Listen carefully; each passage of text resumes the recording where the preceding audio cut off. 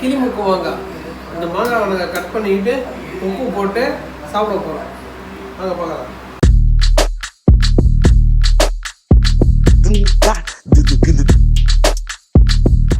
மாங்காய் புளிப்பாங்க. இப்போ வந்து நம்ம உப்பு போட்டோம்னா பயங்கர டேஸ்ட்டாக இருக்கும். போட போகிறோம். சால்ட்டு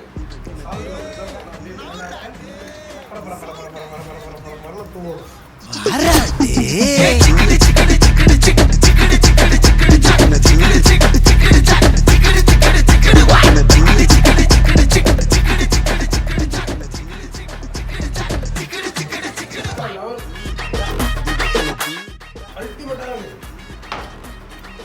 நீங்கள் எல்லாரும் வீட்டில் ட்ரை பண்ணுங்கள்.